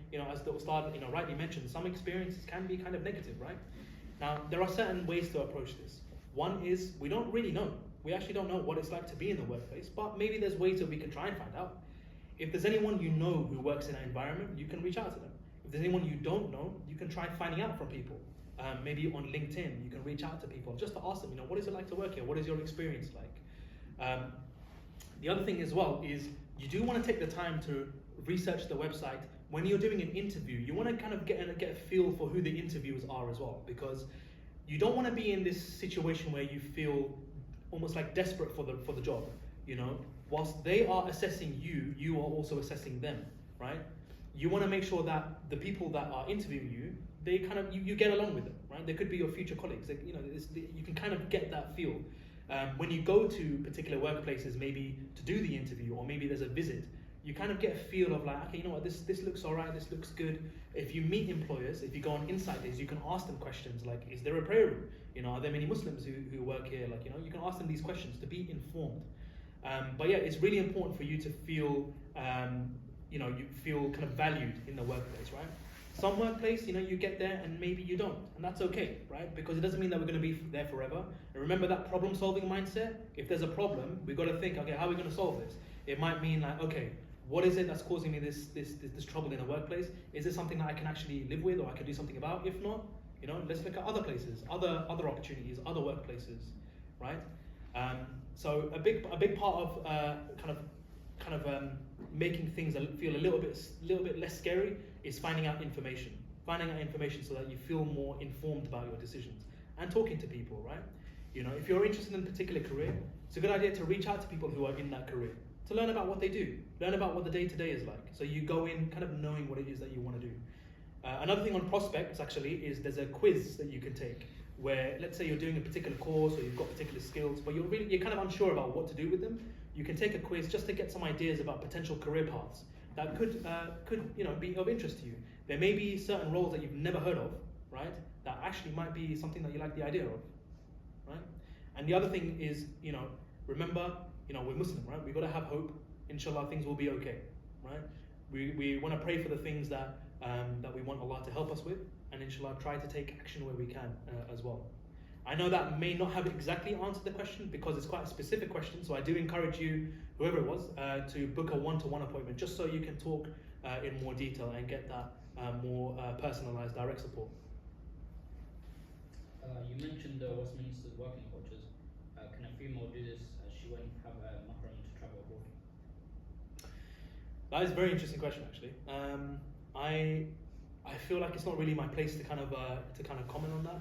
One of the things is I guess what I can say is what to be aware of, right? And then it's a good idea to maybe speak to someone with knowledge to kind of find out the specifics of it.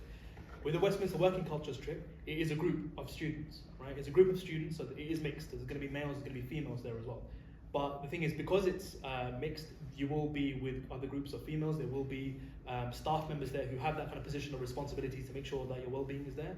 Of course, the question about mahram is like, most likely not, you will probably won't, unless you can bring them with you. I think that has happened actually, not in my group when I went, but I think I did hear someone who did bring like someone with them, but it wasn't part of the trip, they just came on their own. So it wasn't like, Westminster didn't pay for their ticket and bring them in, they kind of came and travelled on their own with them. However, I do admit, like, this is probably where my knowledge is a bit more lacking, so I do encourage you to find out what the Westminster Working Cultures is, what it looks like, and then maybe speaking to someone who has a bit more knowledge, just if you want that bit of reassurance. Someone is worried about being in so much debt after university. That's some advice.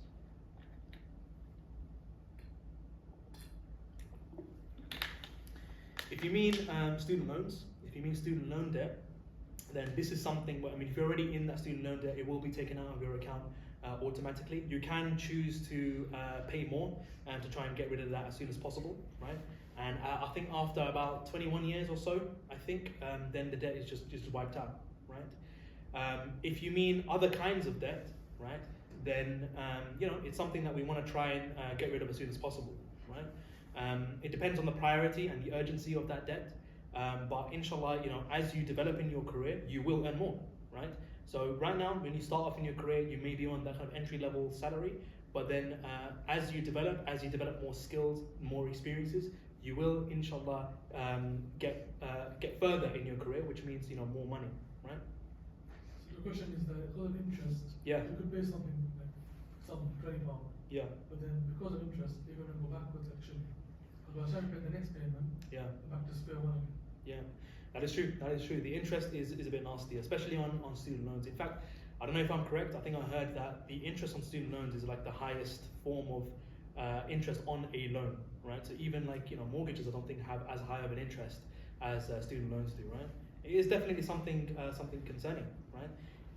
There's no easy answer. It's one of those things where if you can afford to like pay off, let's say your tuition fees without taking a loan, then obviously you want to try and strive to do that. I think the government is trying to introduce interest-free loans that you can apply for, inshallah. I think maybe next academic year is when the first intake will be.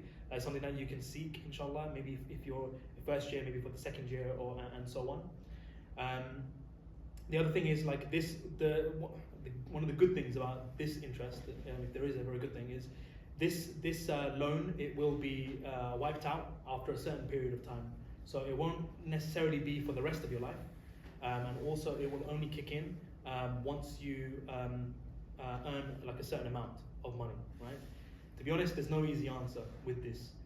When it comes to interest, this is why it's haram, because it sucks. You know, it literally just bleeds your money dry. This is why we want to try and avoid it as much as possible. If you're already in it, we want to try and do as much as you can to come out of it, right? Or if you're in your first year, second year, you want to try and look for other solutions, other ways to not be in it again. But inshallah, you know, make the intention to try and get rid of that interest as soon as possible, inshallah.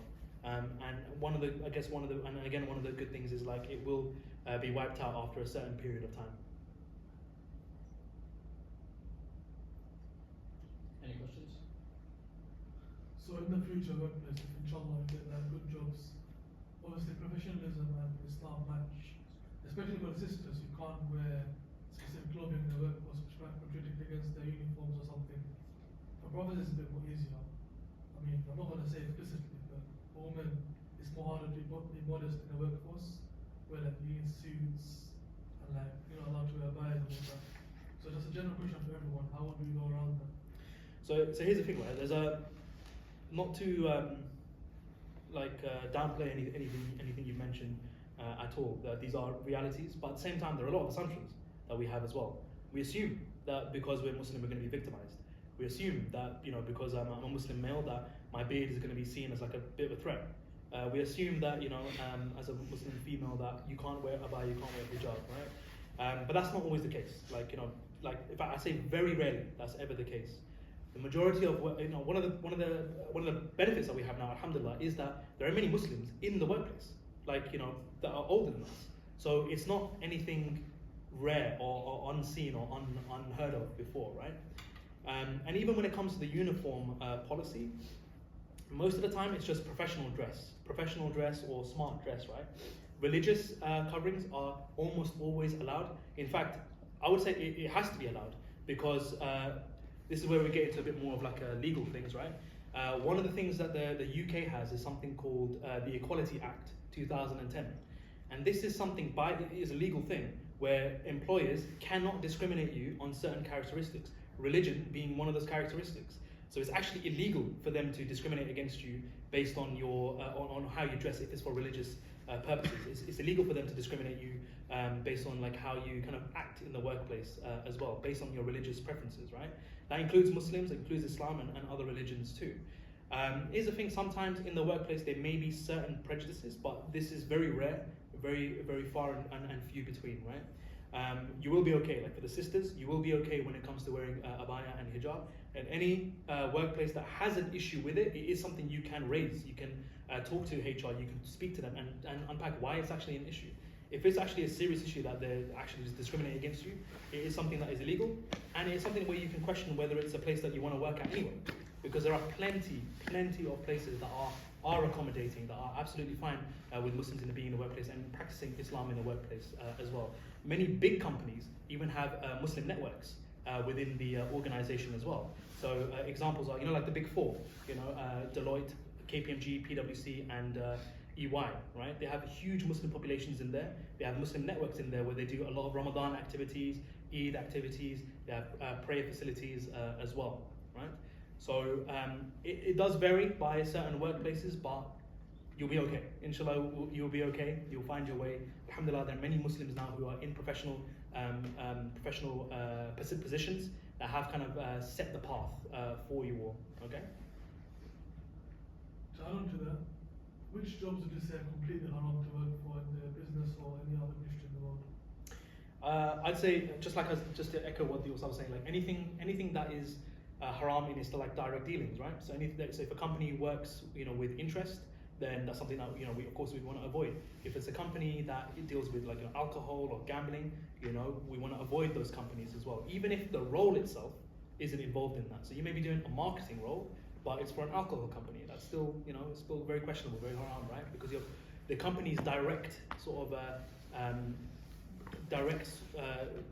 work is in haram. So you want to try and avoid that as much as possible. So those kind of industries, basically any kind of company or industry that you wouldn't really be a recipient of or a customer of, it's probably one that you want to avoid working at too. Yes.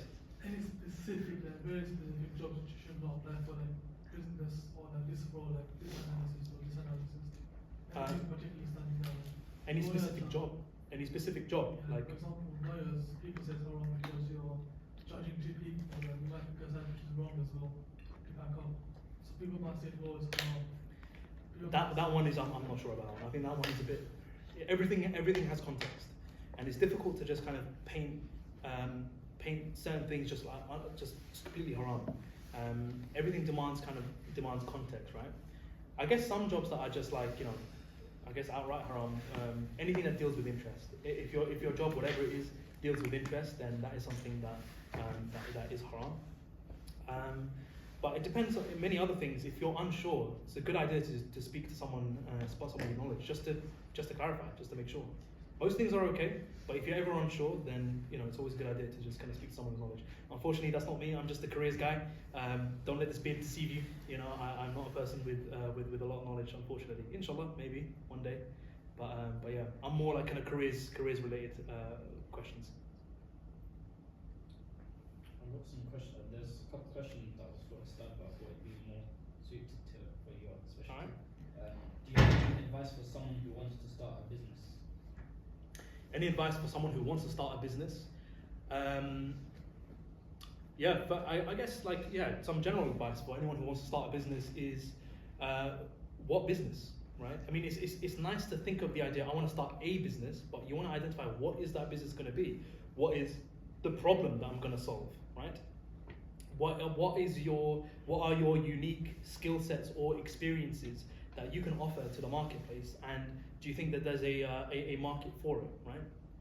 Usually when it comes to businesses, it's about just through your own experiences or through your own kind of research, you may identify a particular problem, and you may think of a solution that sounds like it could be a business, right? And when you have that initial idea, it's a good idea to talk to people, go to the market, test it out, to see is this idea that I have for a business even feasible? Is there a market for it?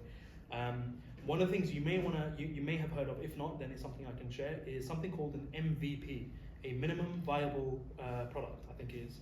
It's basically whatever your business is, whatever you're trying to do, what is the bare minimum that you can just make or do that just allows you to test it, just to see if people are interested in it or are receptive to it. And that will give you a good idea whether to continue this or whether to look at something else, right? Of course, this is it's a very broad question. It depends on kind of what kind of business you're interested in doing. It's a good idea to speak. If you are interested in a particular business, maybe examine what the market's already doing, examine what competitors are doing, see people who are in that particular field or in that particular profession, see what they're doing, because you can learn from that. You can learn what works, you can learn what they're not doing, and maybe try and do that for yourself as well. Another question is, if you start your own business, how do you prevent the mindset of chasing money and hustle culture? How do you prevent the mindset of chasing money and hustle culture? It's a very interesting question. Well, I would say it's just going back to Islam, isn't it? It's going back to Islam. My personal belief is you should be impact focused rather than income focused, because if we are just chasing money, then the question becomes is there barakah in that? However, if you're chasing impact, if your business, whatever it is, or even your profession, your career, if it's something that can, inshallah, help people in some way, even in a little way, then there's barakah in that. And if you chase the impact, the income will actually follow. The money will come because of that. When it comes to the hustle culture, it depends on what you mean. When it comes to starting your own business, oftentimes you do trade the 9 to 5 for a 24/7. Right? Your business can be something that you work on all the time. It can be something that occupies your mind. However, it's about your own personal productivity. It's about taking your time. It's about finding your own systems that work for you. Good work-life balance as well. And that's something that a lot of entrepreneurs and a lot of business people struggle with. Because when you have a 9 to 5, really it's blocked into that 9 to 5, or maybe the 7 to 7 if you include the commute. But after that, you don't really have to think about work or anything anymore. But when you have your own business, it's very easy for that to bleed into, you know, family time or like time that you just want to spend on yourself or on your deen, for instance, right? So you want to try and set boundaries. So you may even choose to do your business in the 9 to 5 window, just so that you can actually clock off from your business at 5 o'clock and just live the rest of your life, inshallah, if that permits. But it's also about reassessing, what does success mean to you? What do you see as something that is fulfilling, is successful? It might be earning a certain amount of money, but even then, like, what is it with the money that you're interested in? Is it earning a certain amount, or is it the ability to do certain things with that particular amount of money, or what it will allow you to be able to do? Because if that's the case, then you want to focus on that, and it may not actually be tied to a particular amount of money that you've got to chase, because what you'll find is, okay, once I earn X amount of money, I'll be okay, but then suddenly that will change to X amount of money later on, and then become more and more and more, and you'll just constantly be chasing that. But instead, you want to be chasing more meaningful things, inshallah, and use the business as a way to get to those. Also, a reminder that, you know, risk is from Allah, right? So whilst you can do all of your work, you work hard, inshallah. Just be patient. Just be like content that, you know, whatever's meant for me will come to me. This one's actually a good one. Now would be a good time to actually talk about Ihsan Careers. As a careers consultant, do you help provide pathways to someone who has a career in mind, life experience, they should obtain further studies, networking, etc.? Sorry, do you mind repeating it again? Sorry. So as a careers consultant, do you help provide pathways to someone who has a career in mind, like experience they should obtain, further studies, networking, etc.? We do. So when it comes to being a careers consultant, right, the idea is we help all of you at whatever stage you're in your career, right? Some of you may have absolutely no idea what to do and maybe no idea where to even begin, and that's fine. But some of you may know what it is that you want to do. You just need a bit of help getting there, and that's also something that we can help as well. So the career consultants at your university at Westminster, they are trained on this. They have a lot of knowledge. So you can ask them any of these kind of questions. So you may be interested in a particular career, and they may have ideas about what you could go and do in order to get closer to that particular career, right? So some of the examples I even shared with you all today is things like forage as a way to get a little bit of experience, a little bit of knowledge. Things like prospects to learn a bit more about particular careers, right? Other websites you can use if you want some more practical things are websites like Bright Network or GradCracker if you're actually looking for particular roles. Graduate level roles or internships or placements if you're on a 4-year degree. So yeah, you know, career consultants, we do help with kind of helping you come up with a bit of a pathway for what you're trying to achieve. So it's a good idea, definitely, like, you know, engage with your career service. Inshallah, try and book an appointment with one of the careers consultants over there, and then just get started with planning your journey, inshallah.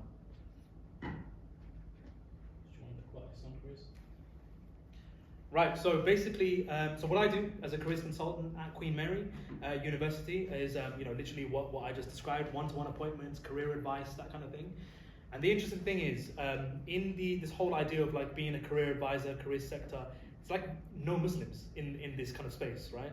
In fact, I'm only aware of like 3 other Muslim like career consultants, right? And it just got me thinking, like, you know, there's not really that much kind of careers related work going on, you know, in our kind of community. And what's interesting is at Queen Mary, there's a large Muslim population over there, right? So oftentimes they get very excited when they see me as a career advisor, because suddenly they start talking about all Islamic related things, you know, and they're like, oh, akhi this, akhi that, you know, they see the beard. But it's quite interesting, and it kind of showed me that maybe there's a space for it, there's need of it. So what Ihsan Careers is me and a few colleagues from Queen Mary.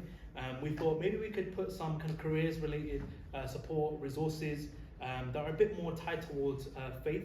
It's still in the works, still very new, and we're still working on it. But that's what Ihsan Careers is. So there's a couple of resources that you can take a look at now, like some CV templates if you'd like. You can book one-to-one appointments with myself if you'd like. These are paid, so I do encourage you to use the free version on like Westminster. They are still very good. But if you'd like to book an appointment as well, you're welcome to do that. There's going to be more things coming up as well, inshallah. We're working on it. In the background, maybe some events, some workshops and things coming up as well, inshallah. So that's kind of what Ihsan Careers is. Careers related work, careers related support, but mainly aimed at the Muslim community.